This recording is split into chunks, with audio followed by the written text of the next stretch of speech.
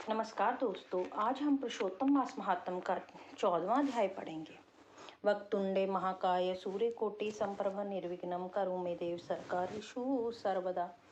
चिंताग्रस्त राजा दृढ़धनवा की कथा को आगे सुनाते हुए श्री नारायण जी ने कहा, इस प्रकार चिंता करते हुए राजा के पास दिव्य रामचरित्र काव्य के राम रचिता श्री वाल्मीकि ऋषि पधारे।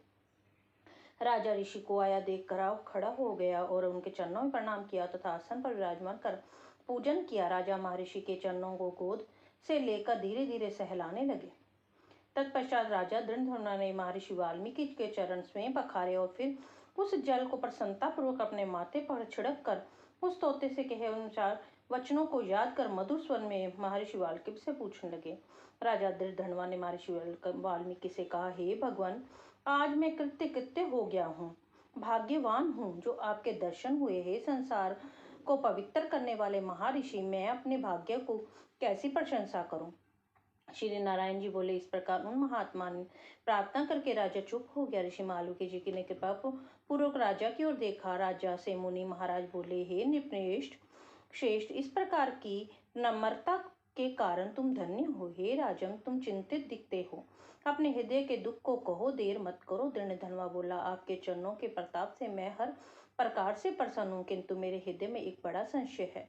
वही तीर के समान चुभ रहा है, कृपया उसे दूर कीजिए। वन में किसी तोते के मुख से वचन सुनकर यह संशय पैदा हुआ है। जैसे मैं सुनाता हूँ, मैं एक बार शिकार खेलने घोर वन में गया। वहां घूमते घूमते मैंने एक तालाब देखा।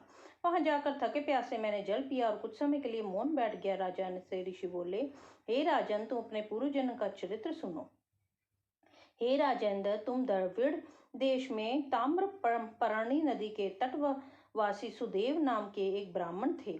उस समय तुम धार्मिक, सत्यवादी तथा जो भी प्राप्त हो जाए उसी से ही प्रसन्न रहने वाले, वेद के अध्ययन में रत और विष्णु भक्ति में लगे हुए थे।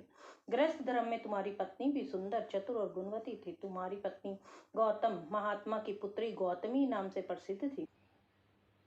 उस जन्म में इस प्रकार गृहस्थ का पालन करते बहुत समय बीत गया, किंतु तुम्हें संतान प्राप्त नहीं हुई।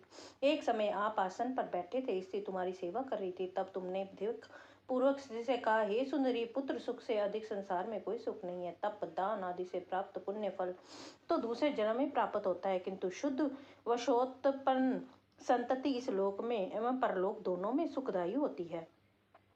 अतः मेरा जन्म ही निरर्थक गया। इससे तो मैं शीघ्र ही मर जाऊं, क्योंकि मुझे ये अपनी बड़ी आयु भी अच्छी नहीं लगती है। आगे की कथा सुनाते हुए महर्षि वाल्मीकि ने कहा, अपने पति के ऐसे दुख पूर्ण वचन सुनकर बेचारी पत्नी उदास हो गई। धैर्य का धारण कर समझाती हुई प्रेम पूर्वक बड़े मीठे वचनों से बोली, हे प्राण प्रिय, आप सरीखे भगवद भक्त हो, इस प्रकार मोहित नहीं होना चाहिए। आपने ये बड़ी छोटी बात कही है, आपको ऐसा नहीं करना चाहिए। सत्यवादी और धर्मपरायण, आपने स्वर्ग जीत लिया है। आप ज्ञानी होते हुए भी पुत्र सुख को इतना क्यों तरस रहे हैं।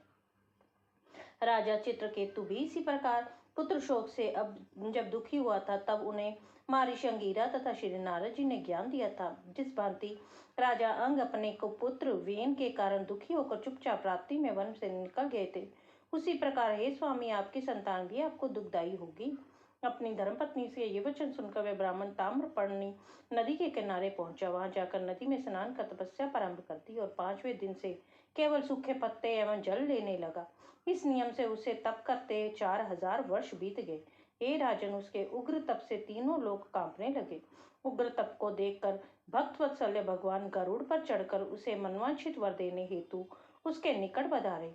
हे राजन, आप पूर्व जन्म के वही ब्राह्मण हो।